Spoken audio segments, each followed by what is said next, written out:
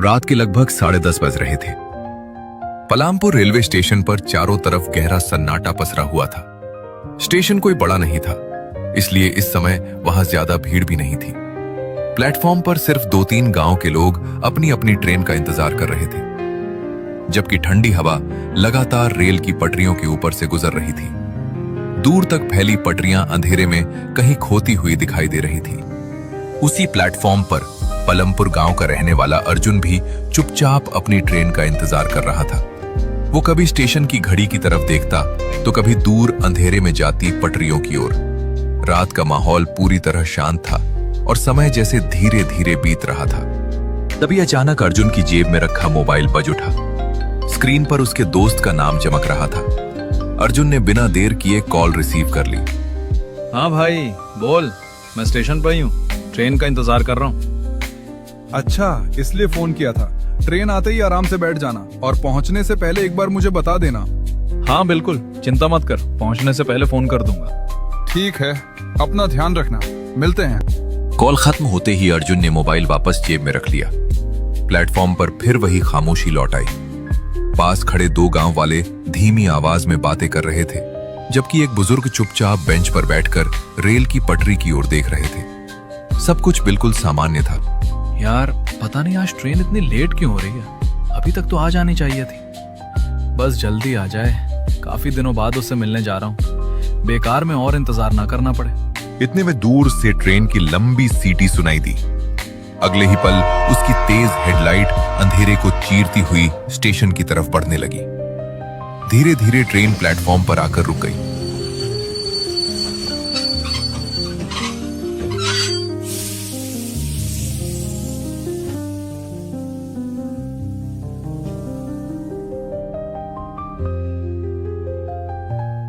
अर्जुन बिना देर किए ट्रेन में चढ़ गया। कुछ ही क्षण बाद ट्रेन धीरे धीरे स्टेशन से चल पड़ी।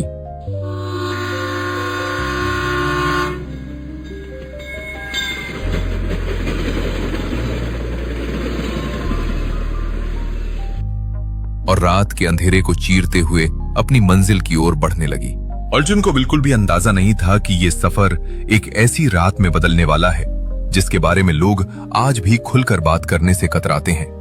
कहा जाता है कि इस रेल मार्ग पर बीते कई वर्षों में ऐसी रहस्यमयी घटनाएं हुई थीं, जिनका सच आज तक कोई नहीं जान पाया। ट्रेन पलामपुर रेलवे स्टेशन से निकलकर अपनी रफ्तार पकड़ चुकी थी। डिब्बे के अंदर गहरा सन्नाटा पसरा हुआ था।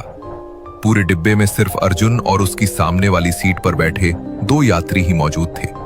बाकी सभी सीटें खाली पड़ी थीं। ये देखकर अर्जुन को थोड़ा अजीब तो लगा, लेकिन उसने ये सोचकर ज्यादा ध्यान नहीं दिया कि शायद रात होने की वजह से इस रूट पर कम लोग सफर करते होंगे। बेटा, अगर बुरा ना मानो तो एक बात पूछूं? हम लोग काफी देर से देख रहे हैं कि तुम अकेले सफर कर रहे हो। आजकल रात के समय लोग अकेले कम ही निकलते हैं। वैसे तुम कहाँ के रहने वाले हो और इस समय इतनी रात में कहाँ जाने का इरादा है? जी कोई बात नहीं, मेरा नाम अर्जुन है और मैं पलामपुर गांव का रहने वाला हूँ। आज कई दिनों बाद अपने पुराने दोस्त से मिलने जा रहा हूँ। उसने बहुत दिनों से बुलाया हुआ था, लेकिन काम की वजह से जा नहीं पाया। इस बार समय मिला तो सोचा बिना देर किए उससे मिल ही आऊं। अच्छा, मतलब दोस्त से मिलने जा रहे हो? वैसे अच्छी बात है। आजकल लोग रिश्तेदारों से तो कभी कभी मिल लेते हैं, लेकिन पुराने दोस्तों के लिए समय निकालना आसान नहीं होता। अगर दोस्त सच्चा हो तो उससे मिलकर मन भी हल्का हो जाता है और पुरानी यादें भी ताजा हो जाती हैं। अच्छा किया बेटा। वैसे तुम्हें देखकर लगता है कि तुम पहली बार इस रूट पर रात के समय सफर कर रहे हो। अगर पहले भी आए होते तो शायद इतनी आराम से खिड़की के बाहर देखकर सफर का आनंद नहीं ले रहे होते। रात का ये रास्ता दिन के रास्ते से बिल्कुल अलग दिखाई देता है। जी हाँ, आपने बिल्कुल सही पहचाना। दिन में तो मैं 1-2 बार इस तरफ आया हूँ, लेकिन रात में पहली बार सफर कर रहा हूँ, इसलिए बाहर सब कुछ नया नया सा लग रहा है। पहले यात्री ने हल्की मुस्कान के साथ दूसरे यात्री की तरफ देखा। दोनों ने एक दूसरे की तरफ ऐसे देखा जैसे उन्हें कोई पुरानी बात याद आ गई हो। कुछ पल के लिए दोनों बिल्कुल चुप हो गए। अर्जुन को उनका यह व्यवहार थोड़ा अजीब लगा, लेकिन उसने इस पर ज्यादा ध्यान नहीं दिया। सामान्य तो अभी सब कुछ ही लगता है बेटा। रात की शुरुआत में अक्सर ऐसा ही महसूस होता है, लेकिन इस रेल मार्ग के बारे में कुछ ऐसी बातें भी हैं जिन्हें यहाँ के पुराने लोग आज भी आसानी से भूल नहीं पाए हैं। लगता है आप लोग इस रास्ते के बारे में काफी कुछ जानते हैं। अभी आपकी बातों से भी ऐसा ही महसूस हुआ। अगर कोई पुरानी घटना या इस जगह से जुड़ी कोई खास बात है तो बताइए ना। वैसे भी सफर लंबा है, बातें करते करते समय भी आराम से निकल जाएगा। पहले यात्री ने गहरी सांस ली और एक बार खिड़की के बाहर अंधेरे की तरफ देखा। ट्रेन अब पहले से कहीं ज्यादा तेज रफ्तार से आगे बढ़ रही थी। किसी को भी अंदाजा नहीं था कि इसी डिब्बे में होने वाली बातचीत कुछ ही देर में एक बिल्कुल अलग मोड़ लेने वाली है। बताने में कोई दिक्कत नहीं है बेटा, लेकिन कुछ बातें ऐसी होती हैं जिन पर लोग आसानी से विश्वास नहीं करते। हम दोनों ने अपनी आंखों से बहुत कुछ देखा है, इसलिए किसी भी बात को बिना वजह नहीं कहते। अगर तुम सुनना चाहते हो तो पूरी बात सुनना, बीच में मजाक समझकर टाल मत देना। नहीं बाबा, मैं किसी की बात का मजाक नहीं उड़ाता। अगर आप इतने विश्वास के साथ कह रहे हैं तो जरूर कोई वजह होगी। अब आपने बात शुरू कर ही दी है तो पूरी बात बताइए।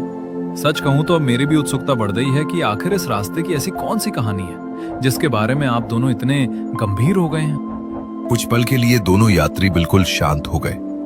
तभी ट्रेन एक लंबे मोड़ से गुजरी और उसकी आवाज पूरे जंगल में गूंज उठी। खिड़की के बाहर अब सिर्फ घना अंधेरा दिखाई दे रहा था। पहले यात्री ने धीरे से अपनी नजर अर्जुन की तरफ उठाई। बेटा, आज की तारीख शायद तुम्हें याद ना हो, लेकिन हमें अच्छी तरह याद है। आज अमावस्या की रात है। इस रात के बारे में यहाँ के लोग कई तरह की बातें करते हैं। ज्यादातर लोग इन्हें अंधविश्वास मानकर नजरअंदाज कर देते हैं, लेकिन जो लोग इस रेल मार्ग का पुराना इतिहास जानते हैं वे आज की रात को कभी हल्के में नहीं लेते। पहले यात्री की बात सुनकर अर्जुन कुछ पल तक चुप रहा। उसे समझ नहीं आ रहा था कि आखिर एक साधारण सी अमावस्या की रात को लेकर दोनों यात्री इतने गंभीर क्यों हो गए थे। उसने दोनों के चेहरों की तरफ देखा। उनके चेहरे पर जरा भी मजाक का भाव नहीं था। ऐसा लग रहा था जैसे वे किसी ऐसी घटना का जिक्र करने वाले हों जिसे याद करके आज भी उनके मन में डर बैठ जाता हो। बाबा, आपने अभी कहा कि आज की अमावस्या की रात को लोग हल्के में नहीं लेते। सच कहूं तो मुझे आपकी बात समझ नहीं आई। अगर इस रास्ते से जुड़ी कोई पुरानी घटना है तो मुझे भी बताइए। बेटा, आज से कई साल पहले इसी रेल मार्ग पर एक बहुत बड़ा हादसा हुआ था। उस रात भी अमावस्या ही थी। तेज बारिश और घने अंधेरे के बीच ये ट्रेन आगे नहीं बढ़ पाई और एक भयानक दुर्घटना का शिकार हो गई। उस हादसे में आसपास के गांवों के बहुत से लोगों की जान चली गई। कई परिवार ऐसे थे जिनमें एक भी सदस्य जिंदा नहीं बचा था। पहले यात्री की बात सुनकर पूरे डिब्बे में जैसे एक अजीब सी खामोशी छा गई। ट्रेन अपनी रफ्तार से आगे बढ़ रही थी, लेकिन अर्जुन का पूरा ध्यान अब उन दोनों यात्रियों की बातों पर था। उसे लगने लगा था कि शायद ये कोई साधारण किस्सा नहीं है। उस हादसे के बाद से इस रास्ते को लेकर तरह तरह की बातें कही जाने लगी। कोई इन्हें अफवाह कहता है तो कोई सच, लेकिन यहाँ के पुराने लोग आज भी मानते हैं कि हर अमावस्या की रात ये ट्रेन कुछ देर के लिए उसी जगह रुकती है जहां वो हादसा हुआ था। इसलिए इस रात ज्यादातर लोग इस रूट पर सफर करने से बचते हैं। अर्जुन कुछ बोल पाता उससे पहले ही ट्रेन ने अचानक एक लंबी और तेज सीटी दी। अगले ही पल पूरी ट्रेन जोर का झटका खाकर धीरे धीरे रफ्तार कम करने लगी।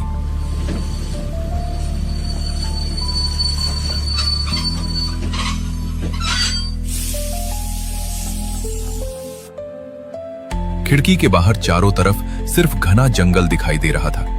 दूर दूर तक किसी स्टेशन या बस्ती का नामो निशान नहीं था। लगता है हम उसी जगह पहुंच गए हैं। बेटा, अब मेरी एक बात ध्यान से सुनो। चाहे बाहर कुछ भी दिखाई दे, चाहे कोई आवाज दे, चाहे कोई मदद के लिए बुलाए, तुम किसी भी हालत में इस ट्रेन से नीचे मत उतरना। ट्रेन पूरी तरह रुक चुकी थी। अर्जुन ने खिड़की से बाहर झांकने की कोशिश की, लेकिन घने अंधेरे के अलावा उसे कुछ दिखाई नहीं दिया। उसके मन में लगातार यही सवाल घूम रहा था कि अगर यहाँ कोई स्टेशन नहीं है तो ट्रेन आखिर क्यों रुकी है। बाहर तो कुछ भी दिखाई नहीं दे रहा। अगर यहाँ सच में कोई स्टेशन नहीं है तो ट्रेन के रुकने की वजह क्या हो सकती है। मुझे एक बार बाहर देखकर आना चाहिए। शायद कोई तकनीकी खराबी हो या आगे पटरियों पर कोई दिक्कत आ गई हो। लेकिन जिज्ञासा अब अर्जुन पर हावी हो चुकी थी। उसने धीरे से अपनी सीट छोड़ी और ट्रेन का दरवाजा खोलकर नीचे उतर गया। बाहर ठंडी हवा तेजी से चल रही थी। चारों तरफ ऐसा सन्नाटा था कि अपनी सांसों की आवाज भी साफ सुनाई दे रही थी। अर्जुन धीरे धीरे कुछ कदम आगे बढ़ा। तभी उसकी नजर सामने पड़ी। थोड़ी ही दूरी पर बहुत सारे गांव वाले एक साथ खड़े थे। उनमें छोटे छोटे बच्चे, औरतें, जवान और बुजुर्ग सभी शामिल थे। कोई भी आपस में बात नहीं कर रहा था। सभी बिल्कुल शांत खड़े थे और सभी की नजरें सिर्फ अर्जुन की तरफ थीं। ये दृश्य देखते ही अर्जुन के पूरे शरीर में सिहरन दौड़ गई। उसका गला सूख गया और पैर जैसे वहीं जम गए। कुछ सेकंड तक वो बिना पलक झपकाए उन लोगों को देखता रहा। अगले ही पल वो घबराकर पूरी ताकत से वापस ट्रेन की तरफ भागा। अर्जुन हाफते हुए दोबारा अपनी सीट तक पहुंचा।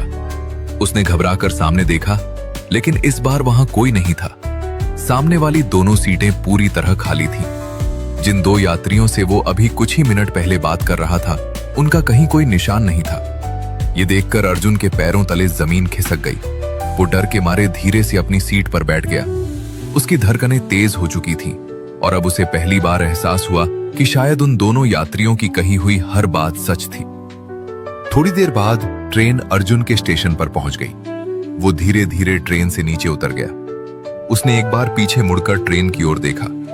अगले ही पल ट्रेन ने सीटी दी और धीरे धीरे आगे बढ़ते हुए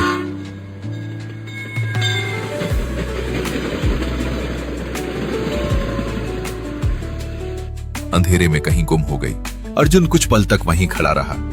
उसके मन में बार बार वही सवाल घूम रहे थे। क्या मैंने जो देखा वो सच था?